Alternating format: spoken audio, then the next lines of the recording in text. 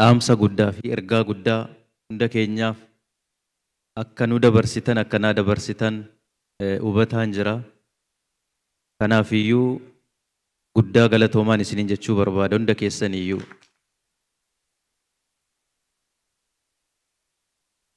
Waan dubbatamuu malu amma tokkorraa dubbannee jirra.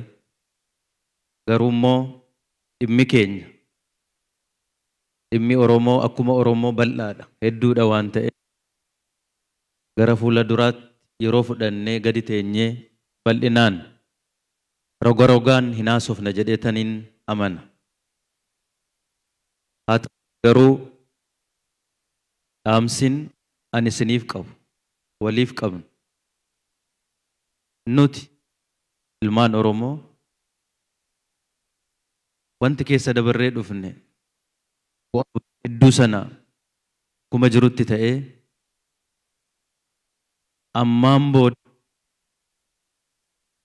siyaasa biyya keenyaa keessatti mirga Oromoof ulfina Oromoodhaaf kabaja Oromoodhaaf hanga kanaan duraa gatii guddaa kaffaluu qabna jedhee yaadu. Nurra jiraata jedheen amanu. Sababiin isaas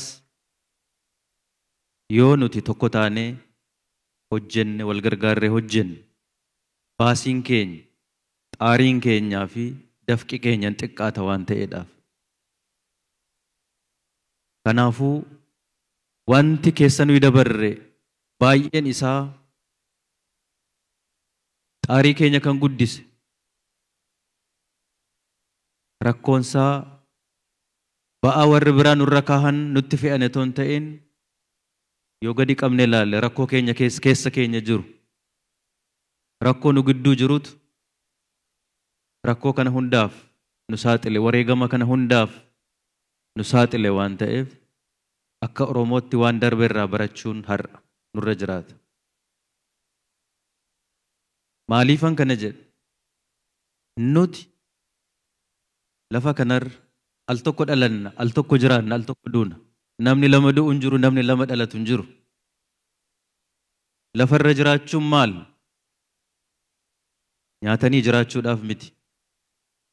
Akka ilma namaatti kabajamanii ulfina argatanii seenaa hojjetanii darbuudha.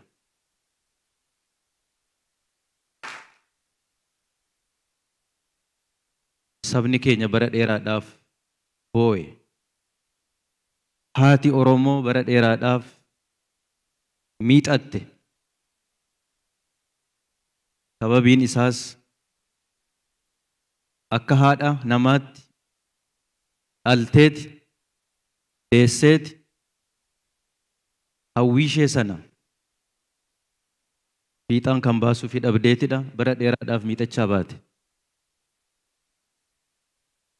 Nuti har'a immoo warra seenaa nyaatu, warra imimmaan nyaatu, warra galfata nyaatu ta'uun nurra jiraata jedhee yaadu. Abadan haati nu deesse raammoo nu hin deenye, haati nu deesse ilma namaa nu deesse warra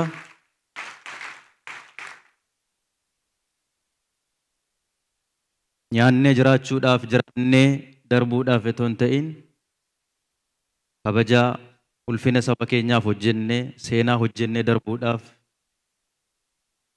warra ergama fudhate.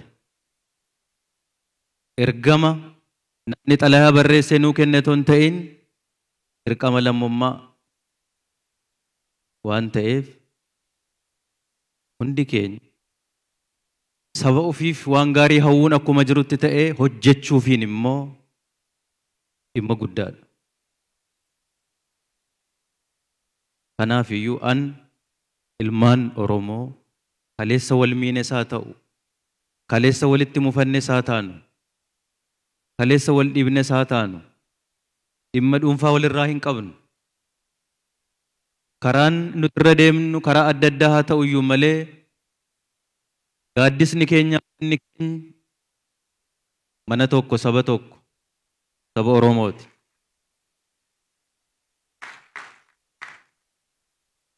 Har'a gargar ba'uun keenya kana hundaaf waan nu saaxileef barnoota guddaa waan nu ta'uuf ammaan booda abadan bakkitti nuti dhalanne Booranattaa dhalannu Harargee, Wallaggattaa dhalannu Shawaa, Arsiittaa dhalannu Gujii, Iluu Abooriittii dhalannu Jimmattaa dhalannu iddoo dhaloota keenyaati malee eenyummaan keenya Oromoodha, Oromummaadha.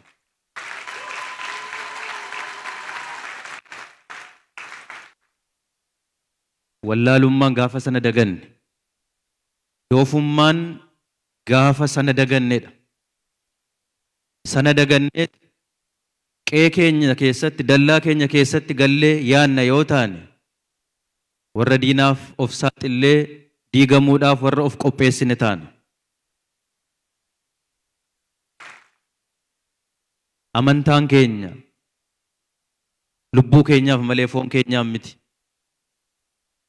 Ilmi namaa kamiyyuu Waaqa isa uumeedhaaf ulfina qabaachuu amanuu qaba. Lubbuusaaf jireenya kana boodas jireenya jira waan ta'eef. Akka ilma namaatti hanga lafa kanarra jiraannetti immoo akka ilma namaatti tokko taanee hojjechuutu qabnu, wal gargaarree kabajaaf ulfina keenya eegsifachuutu qabnu. Amantaan nuti lubbuu keenyaaf itti amannu ilmaan Oromoo gidduutti garaagarummaa tokko uumuu danda'uun irra hin jiraatu.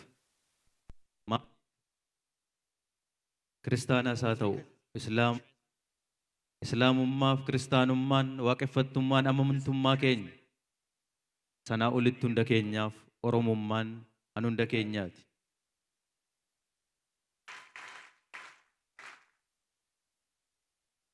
Kanaafuu dhugumaan nuti warri barannee wallaalaa taane yoon jedhu hamma saba keenyaaf falan finnetti, hamma saba keenyaaf furmaatan finnetti beekaa miti nuti. Beekumsi jijjiirama fiduudha waan ta'eef yoo saba kanaaf dhuguma mul'isuudhaaf, dhuguma ulfina itti uffisuudhaaf hojjenna yoo taane tokko taanee haa hojjennu.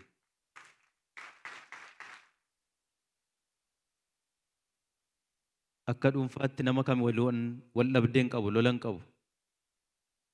Irra garuu carraan nu ga'ee saba Oromoo fuuldura jirra, saba Oromoo fuuldura dhaabbannee jirra. Dirqamni akka lammummaatti akka ilma Oromoo tokkootti ani qabu saba kanaaf hiriyoonni koo har'a saba kana biyya kana hoogganaa jirru rakkoo bara 100 meeqaa saba kanarra ture hiiknee fidna jennee miti. Hiiknee fixuus hin dandeenye. Hiiknee fidna jennee yoo yaannes abjuudha. Garuu ammaan booda rakkoon kaleessaa, dararaan kaleessaa, cancalli kaleessaa saba kanatti akka hin deebine bu'uura cimaa, bu'uura diigamuu hin dandeenya kaa'uu dandeenya.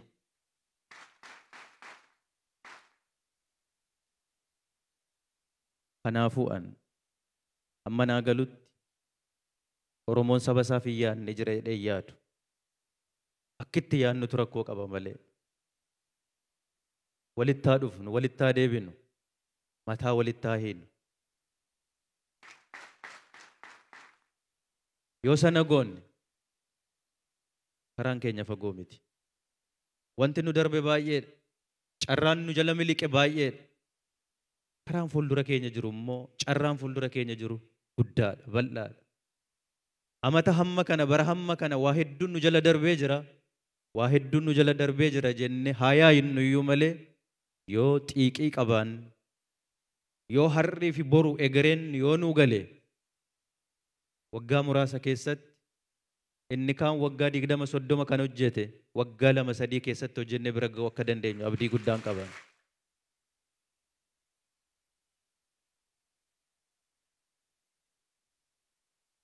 Kanaaf imaanaan ani isinirra kaa'u. Nuti eessaa nu haa deemnu, karaa kamii nu haa deemnu.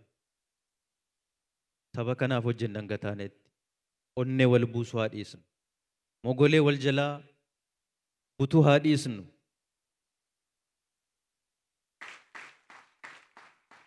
bakka rakkoon jirutti teenyee waliin haa mari'annu. Qalbiif tasgabbiidhaan waliin mari'annee walitti haa dheekkamnu. Garuu waliin diigiin. Har'a ganama walitti qabamnee waaree booda walirraa adda yaa'iin. Kanarraa of eeggachuu qabna. Icciitiin jijjiirama keenyaa, kabaja keenyaa, ulfina keenyaa sanaaf sana qofadha. Waa biraan qabnu nuti. Of hin laalinaa. Baay'een keenya umurii keenya walakkaa ol jiraannee jirra. Dhala keenyaaf maal dhiisnee dabarra? Dhala keenyaaf maal dhiisnee dabarra? Gabrummaa, rakkina, dukkana isaaf haa yaadnu. Isaaf yaadnee hojjenne immoo wanti nuti dhabne waa biraa isinitti hin fakkaatiin tokkummaa dhabne har'a soo ta'e.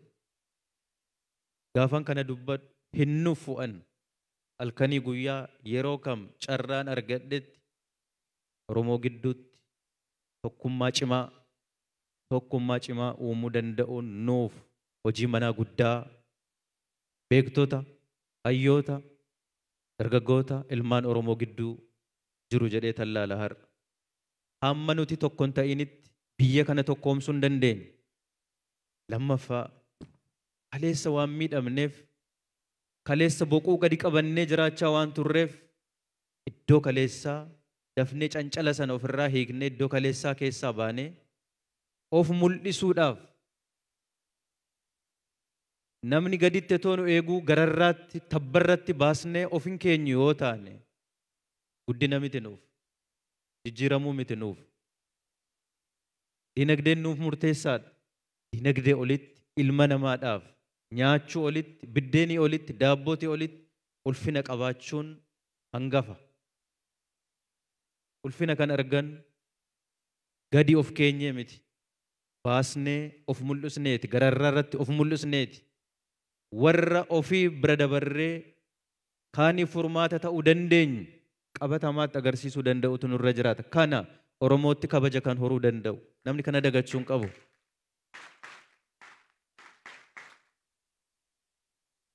Waan nuti har'a godhaa jirru hunda akka nama qalbiin butamee, qalbiin hatamee, qaama biraan dhiibamee hojjetaa jirutti namni fudhataa jiru jira. Nuti eenyuuf miti. Waan nuti goonu, waan nuti hojjennu, lafti nuti ejjennu hundi tokkoon tokkoon ishee ida'amtee kabajaaf ulfina saba Oromoodhaaf kan nuti goonu.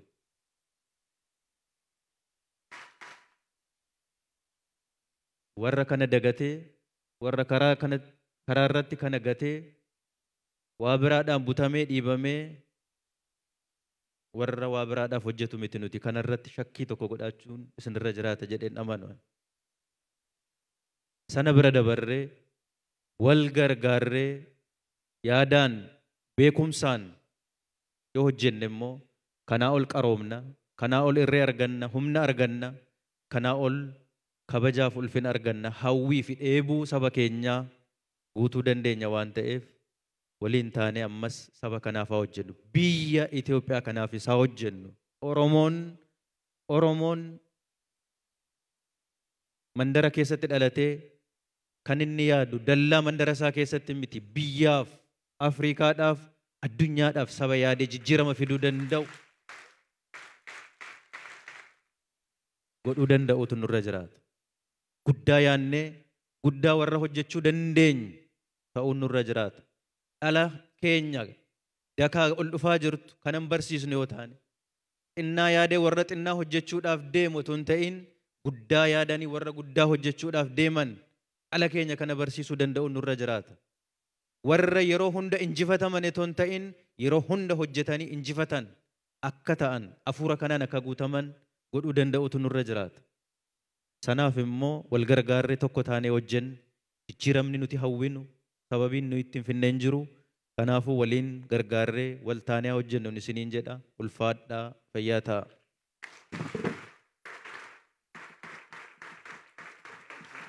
Yaa maandisa warraaqsa Itoophiyaa keessatti amma dhufaa jiru hoogganaa garee lammaadha. jabeenna Oromoodha, dandeettii Oromoodha, ba'aa Oromoon baachuu danda'u, qaanii bara hedduu booda ka hojiidhaan agarsiise baay'ee galatoomi jennaan. Nan sobee. Kanatti aansuudhaan sirna ulfinnaa fi uffisaa gabaabaa tokko goona. San dura bulaa atoomsaa bakka kana dhufee ergaa gabaabduu tokko haga isaan qophaa'anitti akka isinii dabarsuun affeera.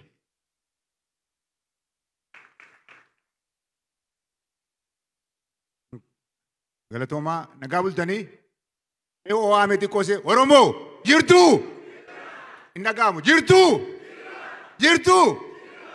Oromoo Siyaatil jirtuu Oromoo Illinois jirtuu Portland jirtuu Ayiwaan jirtuu USA hundumaan jirtuu baga nagaan dhuftan isiniin jedha waldaan hawaasa Oromoo Minisootaa. Carraa kanaan fayyadameenis waa xiqqoo namoota warra bizinesaa fi galata galchuun barbaada.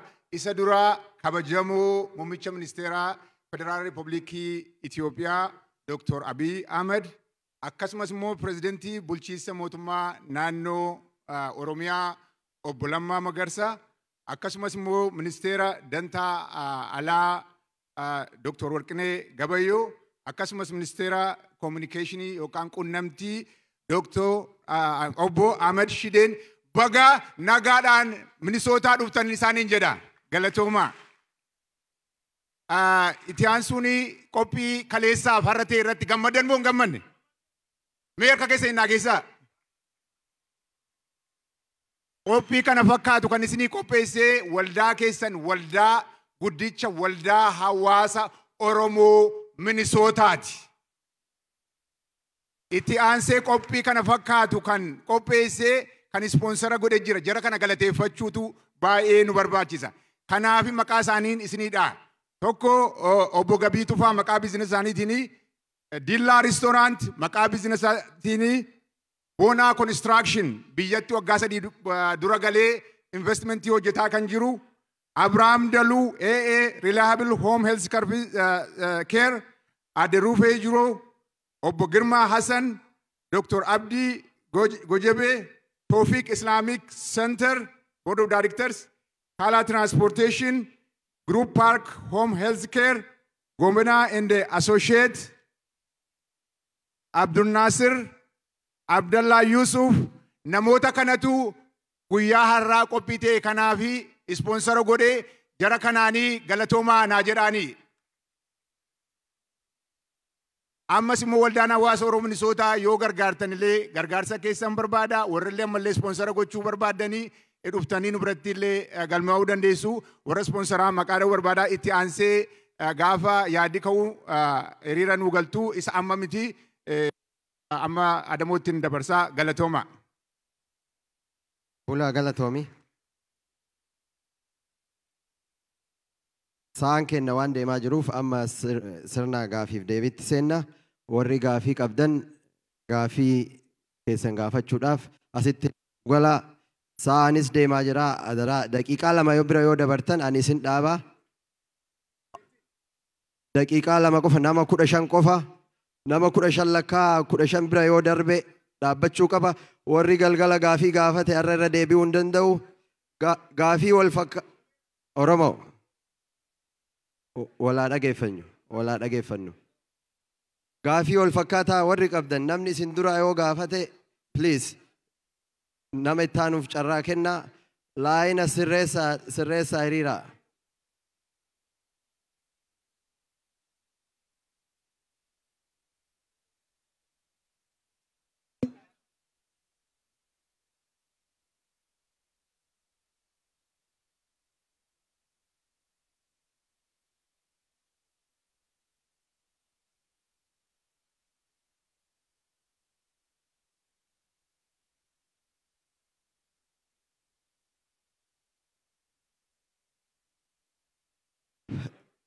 Gaafii tokko qofa daqiiqaa 2 yoo irra dabartan ani isin dhaaba.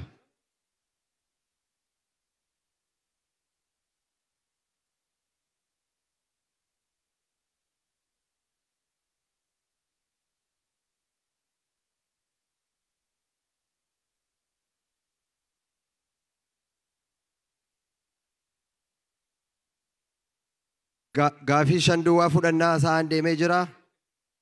Gaafii tokko daqiiqaa lama.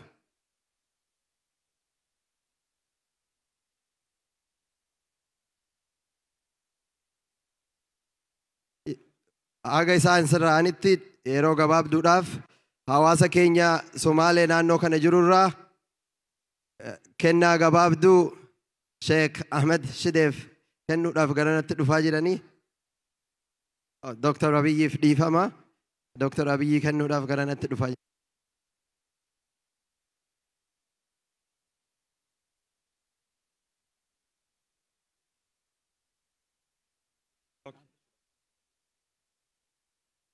الله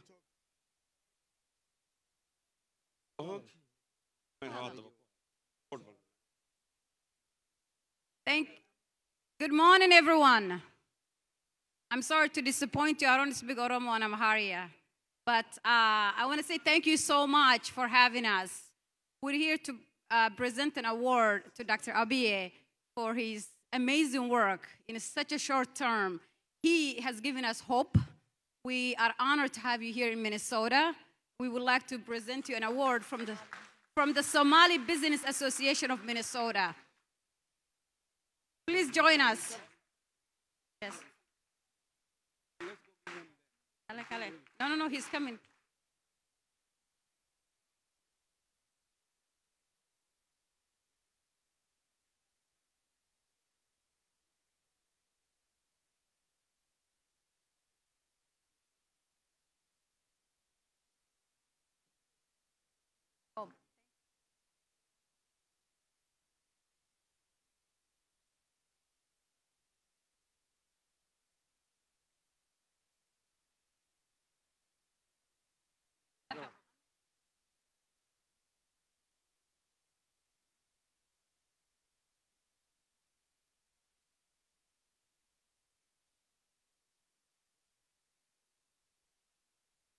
Thank you.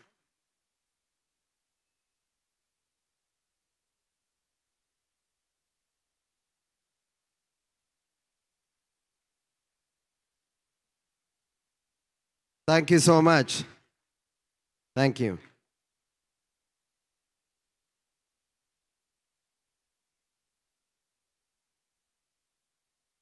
Laayinii bitaa mirga jennee adda baasuu waan hin dandeenyeef yookiin hafaa yookiin irratti walii galuun nurra jira.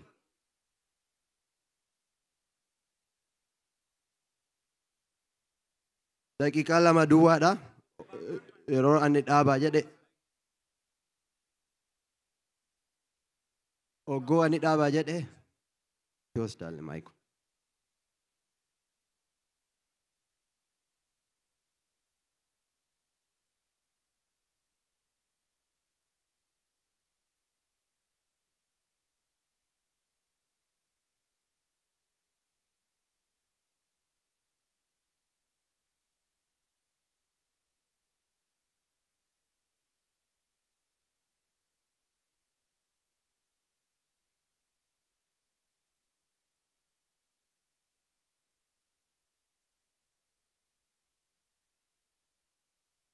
Dhiifama sagantaan gaafiif deebii kun akka hafu oofee wayyaa. Wanti haasamu baay'ee haasamee jira. Sirrii rabbiit argaa. Galatooma ta'a walii galuu waan hin danda'iniif asuma irratti yoo dhaabate wayya.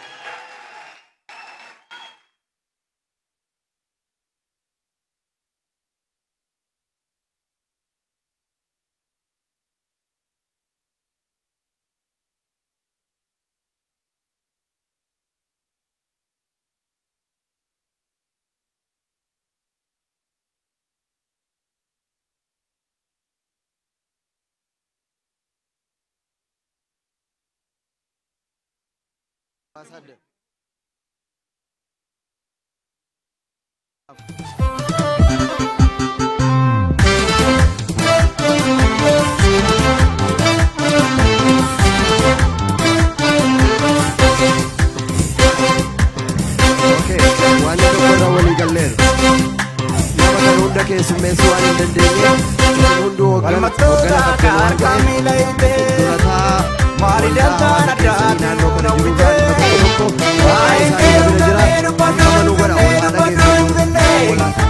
Inni siif lola warra saddeet keessumaa jinnee. kabajaa jira. Waa'ee keeru galee dubbadhuun finnee. Inni maan Oromoo warra saddeet jinnee. Walmattoota harkaa miila hiitee. Maal faayidaan addaa jiruun hawwitee. Waa'ee keeru galee dubbadhuun. taa maaloo taa walii galleerra amma walii galan alaa galanii keessummaa keenyaafis kabajaa gochuun nurra jira. Please nu taa dhiifama. Gaafii duraa obbo Jamaal Sa'iid durataa waldaa hawaasa Oromoo Kolooraadoo irraa akka waldaa hawaasa naannoo san jiru irraa ta'uudhaan akka nu dhiyeessan obbo Jamaal.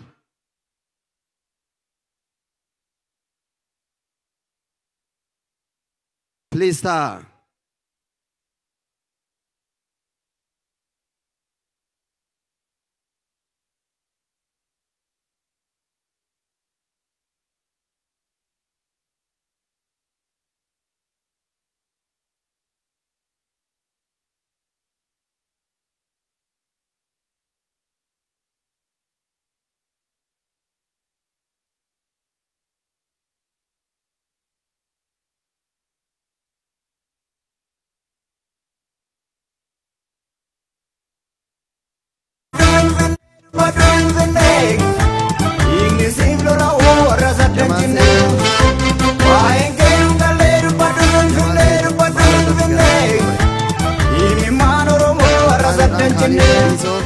Community Atlanta irraa garanatti nu ba'e. Seenaa Jinjimoo Community Chicago Illinois. Petros Waarituu Portland. Namoonni maqaa keessan yaame yeroo gaggabaabsuudhaaf hawaasa keessan bakka buutanii akka gaafii gaafachuu dandeessan garanatti nu dhiyaadha. Jamaal Said.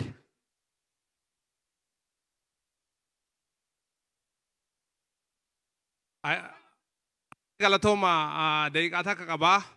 Daqiiqaa takka keessatti wanni baay'een gaafatan illee jiru.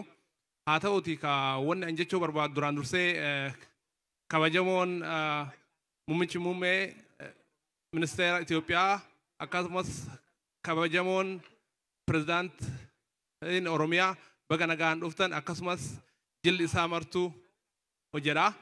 Nuti waldaan hawaasa Oromoo Koloraadoodhaa akkuma yookaan gurraan dhageettan akkuma qeerroon gaara diigetti biyya keessa dippiloomaasii diina keenyaa wayyaaneedhaa jilbifachiisuu keessatti warra shoora guddaa taphatee jecha. Amma yeroo ijaarsaati jecha biyyi teenya waggaa 27 saamamaa turtee akkamitti biyya keenya ijaaruu dandeenya? Maal godhuu dandeenya? Akkami isin qarqaaruu dandeenya? Ummata keenyaaf akkamitti ummata saamamaa ture, ummata hiyyoomaa ture, akkami biyya kanaaf biyya isa walii hiinee biyya teenya guddisuu dandeenya ka jedhu. Kun ammoo ka itti aanu mana keessan qulqulleessa. Hawaasni biyya kanaa waan guddaa godhuu danda'a.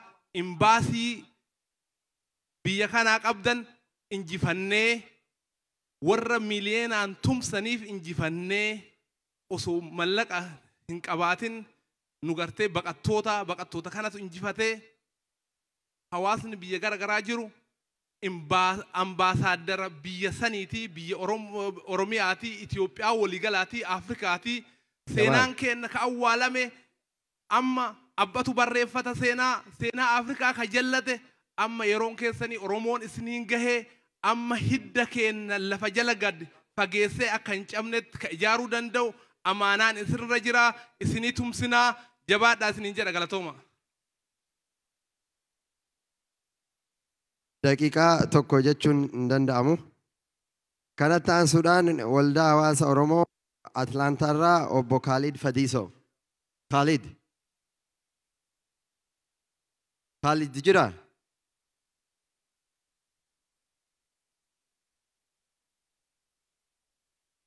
Anga Khalid dhufutti seenaa Jinjimoo.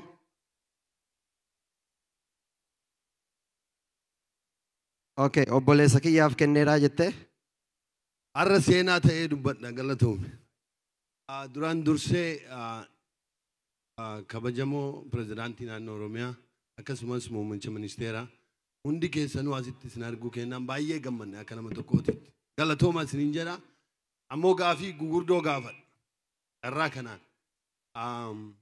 Waa'ee du'aa Oromoon waggaa 150 du'aa dhufe. Waa'ee dinagdeellee homaa rakkoon qabu. Waa'ee eenyummaati. Waggaa 27 an immoo waggaa 20 ala kanatti Oromiyaa jedha iyyaa bahe. Har'a Oromiyaa jedha iyyaa baane gizee tokko diigaa jirra nu hundinuu hin arga. Dhugaadha. Carraa lama qabna. Tokko taanee jiraatuu qabnaa akka muummicha ministeeraa keenya jedhetti akkamitti tokko taanaan ammoo walitti hidhamnaan tun gaafii guddoo anaaf. Maaliifi ummanni Oromoo Oromiyaa jedhee ilmi diqqaan an gaafa addi bilisummaa Oromoo naannoo keenya dhufe waggaa 13 ture. Achirraa abbaa kiyyatti dhabee du'a taanaan maatiitti dhabaa dhufe. Har'allee bakka feetti yoo dhumatan homaa rakkoon qabu Oromoo du'a haaroof ni miti haa du'an. Ammoo gaafii eenyummaa gaafataa dhufne akkamitti akka kompromaayiz gootan an akka kaleessa tiishartii wayii uffadhee dhufee ture. Biyyi tun fakkeenyaaf Finfinneen Addis Ababaa jettee waliin deemuu hin dandeetti. Biyyi Itoophiyaa jedhamtu tun illee an waggaa 27 gaafii Oromiyaa jedhaa guddadhabe warri siyaasaa hooggantan biyyi tun maqaa lama yoo qabaatu ka dandeettu wannoota adda addaa godhamu warri siyaasaa ol dhufee irratti mari'atuu qaba. This is very important. Let me akka community naa kennite. This is very important waan ta'eef gaafii tokko qofa nu kennite. Maal godha hin dhiisaa. This is very important question. Kabajuu qaba waan naan jedhan. Galatooma. Gaariidha. Galatoome Abdullaahi. Petros Waaritu. Aga Petros dhufuutti caffee raammis Nabaraaskarraa. Galatoomaadha. Gaafii gaggabaabduu lamaan qabaa. Baroota afran dabre kanaa fincilli biyya keessaa oowwee deemaadhaa jira. Ispeeshaalii kana daangaatiin namni guyyarraa wareegamaadhaa jira. Guyyarraa du'aadhaa jira. Warreen aga walakkaadhaa seenii tarkaanfii fudhatanii qotee bulaa keenya yeroo fixan gara mootummaatiin warreen yakka kana dalage seeraaf dhiyeessinee isiniif gaafannaa onni jabu yeroo hedduu beellamaa seenamaa. Garuu ja'amuu malee warra seeratti dhihaatee gaafatamu hin garre. Dhumaatii gaafa calanqoo gaafa hammarree isaa lola liyyuu poolisiin addatti siviilaans warra dachee akaafaadhaa qotee bulaa ajjeefame kan obbo Lammaadhaa fi piraayim ministeeriin beellama seenee jira. Warreen kana godhe seeraaf ni dhiyeessinaa jame. Warreen kun seeraa dhiyaatanii yoon dhiyaatin maaliif hin dhiyaatin? Gaafii lamataa gabaabduu naafsi lola biyya keessaa deemaa jiru kan dhugaadhaa isinis haarayaa amma kana mootummaa ol baatanii deeggarsa keenya barbaadan we understand. Garuu lola madaangarraa guyyarraa har'aas namaat du'e kaleedhaas namaat du'e guyyarraa namni du'aa jira. Du'aatiin nu obsaadhaa nu eeggadhaan taatu. Waan kana dhaabuudhaaf pilaanni isin akka mootummatti qabdan jiraatu maali? Warra miliyeenaan buqqaafame warra buqqee Oromiyaa keessa faca'ee jiru kana amma dura Noorz Ameerikaa akka hawaasatti gargaaree jirra. Biyya keessaas hawaasni Oromoodhaa cinaa dhaabbatee gargaaraa jira. Mootummaan federaalaa amma warra buqqee kana qubsiisuudhaaf hangam takka jala deemee hordofaadhaa jira. Hedduu galatoomaadhaa. Galatoomii Lalisaa hiikaa jira. Florida, Miami, Florida irra.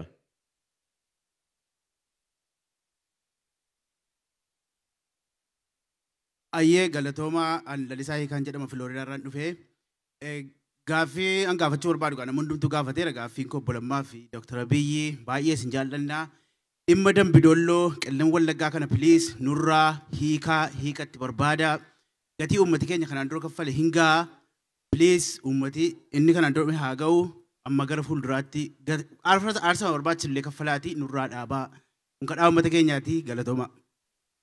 Sanitti aansuudhaan muummichi ministeera keenya dubartii bakka guddaa keenyuun nurra jira dubartiif dhiirri wal qixa ta'uu qabaa jedhanii dubartii lama qofan nan mul'ata atis gara fuulduraatti kottu isaan lamaaniif carraa kennin.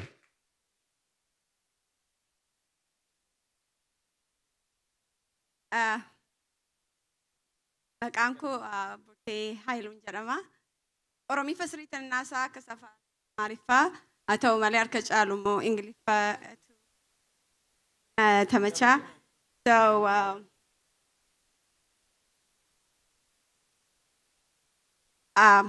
akkam bultanii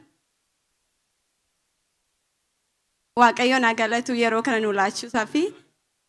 However, I feel like very honored to meet you all.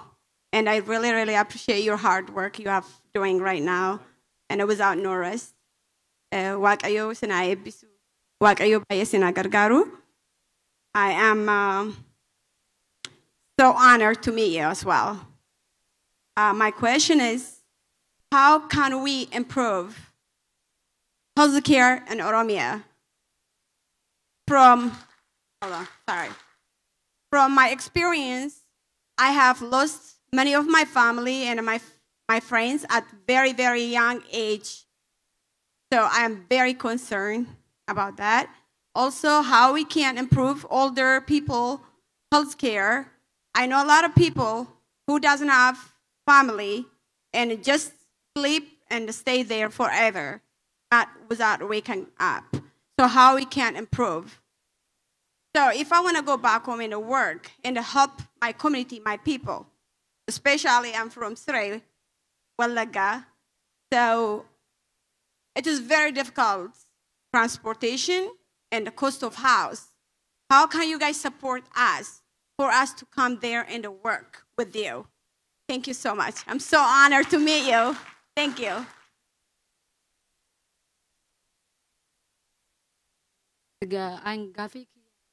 Maqaan kee Zayituun Habaatiin magaalaa Chicaagootti irraa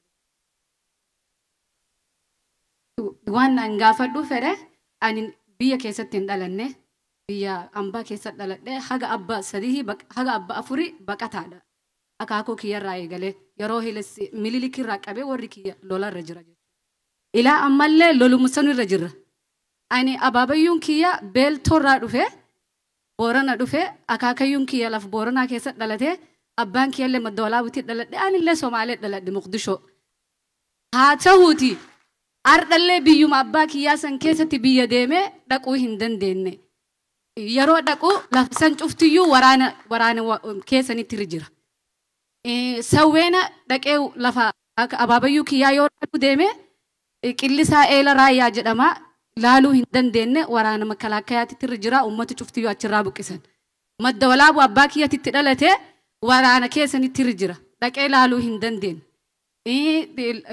kanaafiyyuu duuba nageellee Booranaattillee warri kiyya amma nageellee Booranaa qobata obruu heektara 7 faamilii kiyyarraa waraanni keessan fuudhee qotataa jira asoo warra kibbichaa hin ta'in warra ollaa naannoo san qobatu cuftiyyuu waggaa 6 obruu warra kennaa fudhatanii jiran hagamte akka quba qabdan waan kana isin akka Oromiyaatitti ammallee gaafin kiyya akka malee importantii biyya san keessatti mukni kabajaa qaba waraqaa xalayaa itti baasattee muratta yoo itti muratini waraqaa itti baasatin itti hidhamtaa itti wanni jedha akkamiin lubbuun ilmaan namaa kabajaa dhabdee mukni irra kabajaa qabaate galatoom Zayituun gaafin kiikan galatoom keessattuu ilmaan Oromoo galatoom yaa Aishaa hayyee akkam jirtan hundinuu maqaan kiyyaa Aishaa Oromiyaa Alii Naanjaan Dr.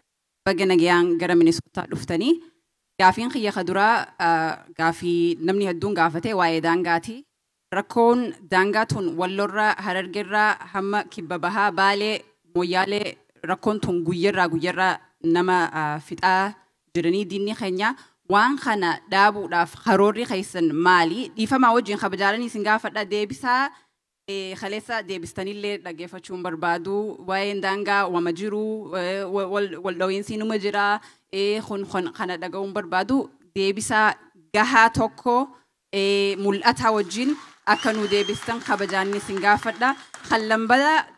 Halammadaa waa'ee bulchiinsaati. Kutaan Walloo Oromiyaa jala hin jirtu yeroo hedduu jiila isinitti ergatanillee jiran gara mootummaa Amaaraa deebistanii isaan ammoo osoo beekaniiti gara keessan dhufanii gara keessan harkifamanii magaalaan Dirree Dhawaa magaalaan Adaree hundinuu bulchiinsa keessan jalatti gara federaalaa galee jira. Kun hundi Oromiyaa jalatti deebi'uu qabaa. Kabajaan isin gaafannaa deebii isinirraa eegganna. Galatooma. Galatoom. Kanaadaarraa isaaniif.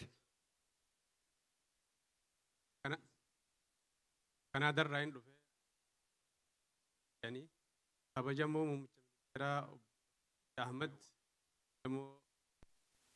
Prezidaantii naannoo Oromiyaa obbo Lammaa Magarsaa baga nagaa maayikii obsis baga nagaan jiraattan isin jenna. Ani dhaaba gargaarsaa Target Humanitarian Assistance kana dhaabneeti biyya teenya illee gargaaruuf yaada qabna. Kanaafuu dhaaba gargaarsaa kana waa'ee barattoota keenya biyya jiran irratti gartee deeggarsa barbaachisu gartee dhaaba kana ijaarree jira biyya tanitti dalaguuf deemna. Wanni isin nu cinaa dhaabbattan hoo yaada kanarratti maal nu qabdan jechuu isin gaafanna. Badhaasoo warra.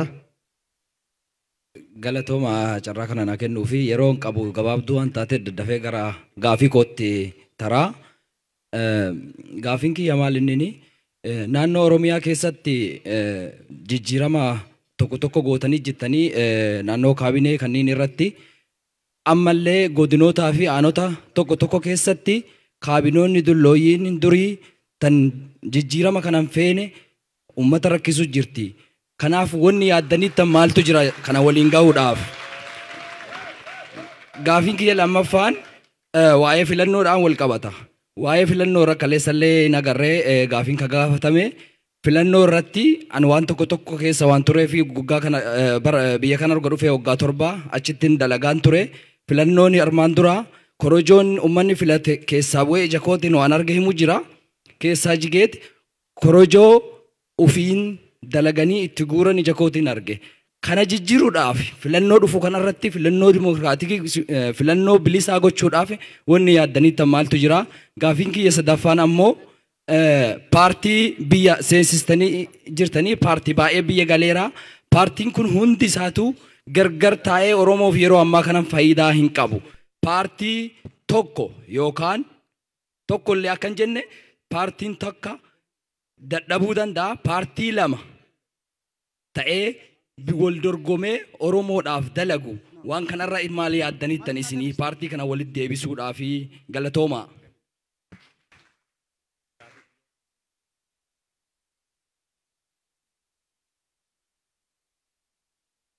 Maqaan kiyya Abbaa Booraa naan jedhama. Boordii hawaasa Oromoo Minnesootaa keessan jira. Qophii kana simannaa keessan irratti illee yeroo hanga tokko dabarsee jira. Hunda dura baga nagaan dhuftaniin isiniin jedha. Isin dura dhaabbadhee gaafii kana gaafachuun kabajaa guddaadha. Sababni isaas uummanni keenya akka abdii horatu akka mataa ol qabatu godhuu keessaniif galata guddaa nu biraa qabdu. Kanaaf gara Minnesootaa baga nagaan dhuftan isiniin jedha. Gaafiin kiyya gaaffii sadiin gaafadhaa daqiiqaa tokko keessatti fixuu yaala. Warra maqaa siyaasaatiin persecuted ta'an miidhaan garaagaraa irra gahee waan ilaalu ta'a. Ammatti mootummaan kun humni keessanis xiqqaa akka ta'e maallaqa gahaa akka hin qabne nan beekaa rakkoo bara dheeraa waggaa 27 ji'a 3 waggaa 2 fixuu hin dandeettanii. Haa ta'u malee gaaffiin kiyya akka yaadutti barbaachisaadhee fudhadha. Tokkoffaa warra yaada mootummaan addaa qaban jedhamanii osoo paartii tokko keessa hin jiraatin shakkiidhaan hidhaman waggaa dheeraa hidhaa keessatti dararamaa turan qaamaa irratan qalbii akka malee araraafaman warra kana deebistanii qubsiisuu akka isaan riihabiliteetan gochuuf maal godhaa jirtanii waan jedhu. Kalammataa gaaffii Eda'oo Dawaanoo gaafate Eda'oo Baqqalaa gaafate Baqqalaa Dawaanoo nama an beeku nama an waliinis hojjechaa ture akkasuma mataa kiyyaa dubricha kiyyaa fi nama abbeeraan haa ta'utu 95 booda bakka buuteen hin beeknu haati isaanii osoo boottu bakka isaan itti bu'in osoo hin beekin kana gaafii kiyyaa fixadha. So obbo Abiyyis gaafatamee jira. Gaaffii kana uummataa deebisuuf maal godhaa jirtan kan jedhu kan sadaffaa kan dhumaa ani isin gaafadhu warra hidhaa bahe. Fakkeenya tokkoon isinii kaasa. Namni tokko abbaan isaa bara Haile Sillaasee qabsoo Oromootti makame. Ilmaan 5 fi mataa isaatiin qabsoo kanatti makame. Ilmaan 4 du'aniit intala takkaa fi mucaan tokko hafe. Kaafe san keessaa qawwee hidhatee osoo lolu waggaa 10 dura qabame, mataa dhahamee qabame, waggaa 10 hidhamee bahee guyyaa tokko qotee hin beeku. Daa'ima waggaa 10 ta'e abbaa isaa bosonatti bahe. Har'a gandi isaan jiran manatti galuu hin danda'u. Warri akkanaa kun warra hedduu osoo paartiin isaan jaarmaan isaan jalatti hiriiraan injifate ta'e warri kun jeneraala turan. Istaarii hedduu warra qabu turan. Garuu har'atti namni isaan beeku hin jiru. Waan isaan qabsoo kanaa gumaachan namni isaanii himu hin jiru. Nama xiqqoo lubbuu hin jiru malee humni keessan xiqqaadha. Warri akkanaa hidhaa bahe hedduu rakkoo qaamaa fi sammuu irra gahe kana akkamitti qubsiiftanii waan isin hojjettan hedduu akka ta'an beekaa kabajaa guddaa qaba. Galatoom. Gaafii dhuma.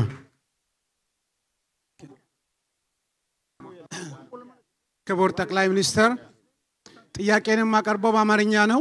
እዚህ ቆሜ በእርሶ ፊት በመገኘቴ በጣም ደስ ይለኛል። ጥያቄን የማቀርበው የኢትዮጵያ የቀድሞ ፖሊስ መኮንኖች ህብረትን በመወከል ነው። እዚህ የምገኘው በእናንተ ፊት ስገኝ ደስ እያለኝ ያለፈውን ታሪክ ለመውቀስ ሳይሆን የኢትዮጵያ ፖሊስ ሰራዊት በምን መልኩ ይዋቀራል በማለት ነው። የኢትዮጵያ ፖሊስ ወይንም የፖሊስ ሰራዊት ኃይል ከርሶ በሚገኘው የውክልና ስልጣን በቀጥታ ከዜጎች ጋራ የሰብአዊና ህገ መንግስታዊ መብት ጋር የተገናኘ ስራ የሚሰራ ነው። ማንኛውም ሰው በዚህ ያሉ ሰዎች ማንኛውንም ሰው የማዕከላዊ ኮሚቴ አባላት ላይ መዋቅር ላይ ያሉ ባለስልጣኖች መጥተው የህብረተሰቡን ወይንም የዜጋውን መብት አረጋግጡም። የሚረግጡት ከመንግስት የውክልና ስልጣን አግኝተው በሚንቀሳቀሱ የፖሊስ ሰራዊት ኃይላት ነው። የፖሊስ ሰራዊት ኃይላት አገልግሎታቸው ህዝብን ለማገልገል የህዝብን ሰላምና ደህንነት ለመጠበቅ ሆኖ ሳለ ባለፉት አመታት ፖሊስ ሰራዊት የፖሊስ ኃይላት የህብረተሰቡን ሰላምና ደህንነት መጠበቅ ሳይሆን የህብረተሰቡን ሰላምና ደህንነት ሲያውኩ ከርመዋል። ይህ ደግሞ የሥራ አስፈጻሚውን አቋም ይገልጻል። ይህንን ለምሳሌ የምናገረው የኦሮሚያ ፖሊስ ኮሚሽንን ሳላመሰግን አላልፍም። ክቡር ለማ መገርሳ የአስፈጻሚነት ቦታውን ከያዙ በኋላ አቋማቸውን በመግለጽ የኦሮሚያ ፖሊስ ኮሚሽን ዜጋውን ህብረተሰቡን ከማጥቃት ወደ መከላከል ወደ መንከባከብ ደርሷል። አሁንም ልናገር የምፈልገው የፌደራል ፖሊስ አወቃቀርና የአዲስ አበባ ፖሊስ አወቃቀር ወሳኝነት ያለው ቦታ ነው። ስለዚህ በምን መልኩ ነው የሚያዋቅሩት? ይህ ፖሊስ ይህ ፖሊስ የሚያዋቅሩ ከሆነ የቀድሞ ፖሊስ መኮንን አባሎች በአዲስ አበባ የሚገኙ በአሜሪካ የሚገኙ በአውስትራሊያ የሚገኙ በአውሮፓ የሚገኙ አገራቸውን ሳያስተምር ያስተማራቸውን ህብረተሰብ ለማገልገል ፈቃደኞች ናቸው። አብዛኞቹ በኢትዮጵያ የሚገኙት ልጨርስ ተቆይ እየጠየቅኩ ነው። በሀገር ውስጥ ሆነ በውጭ የሚገኙት መኮንኖች የተሻለ ደሞዝም ቢያገኙ የሙያ ግዴታ ስላለባቸው ሀገራቸውን ለማገልገል አሁንም ፈቃደኞች ናቸው ለማገልገል። ስለዚህ በፌደራልም ይሁን ለማገልገል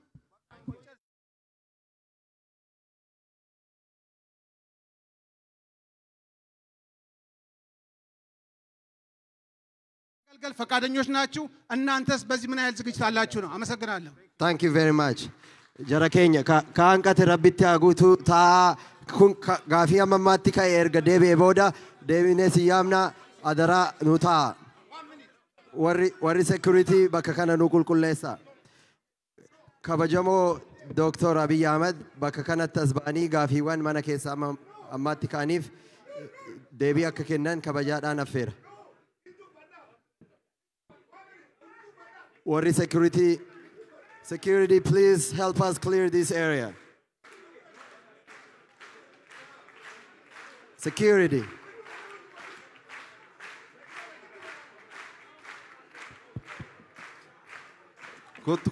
Kot, wamin.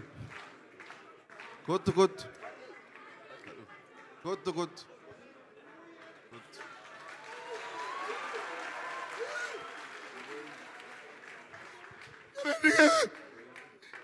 Galatoomaan waggaa 20 biyya deemin beeku 20 years ani kan dubbachuuf ta'an galatooma warri waan kana qopheessitan nama waggaa 20 hin deemne obbo Lammaa galata qaba guddaa qabdanii obbo Prime Minister Abiy ani nama magaalaa kana biizinasa dalagu namni anaaf taamiin goone hin jiru an kana kun haarawa miti anaaf every day is my birthday bakuma gammaddan bakuma biyya san bilisummaa baastan ikartaa argulliኝ kana keessa isin gagalafoto isin galatoonfattuuf obbo Tashitee obbo Girmaa warri waan kana qopheessan Tashoo transportation rabbiin isin haa bilisoomsu thank you andama kanaafillee ta'u miti addarraa jammaree ani makaanika miti addarraa jammaree an qabsoo isin waliin deema an surree godhadhee magaalaa kanatti hin deemu thank you.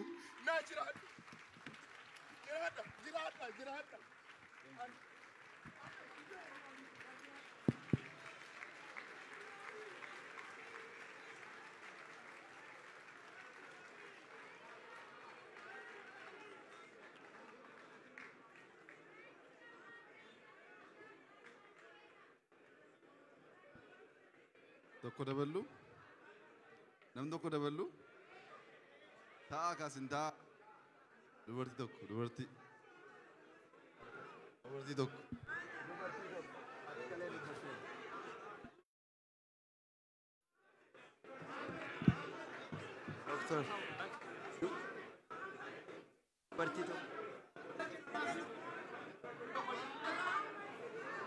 Dhiiroo muummicha ministeera keenyaafis kabajaa godhaa. Isin ulfeessuudhaaf hoggu takka olaa dhageeffannu. Afaanan haasa'u isiniin galu olaa dhageeffannu. Muummichi ministeera keenya kabajaa isiniif godhee nama tokkoof kennee jira. Kan haftan taa'a. Faaya Ahmed Nanjaanii ani Minnesota kana keessaa ama 30 jira. Waa'ee daangaa kanarraa xiqqoo waa si gaafachuu fedha dhiifama.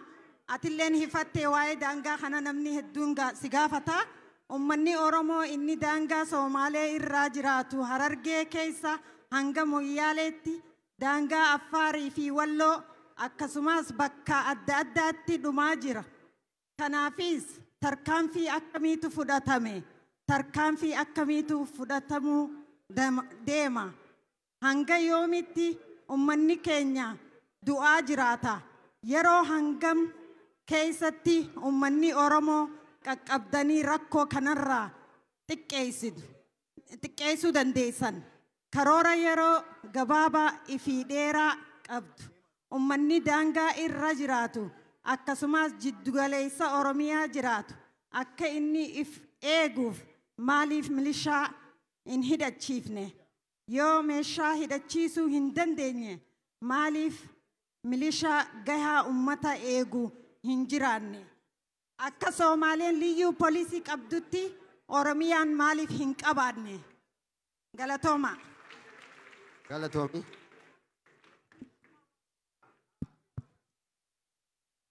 Amma ta'aaga.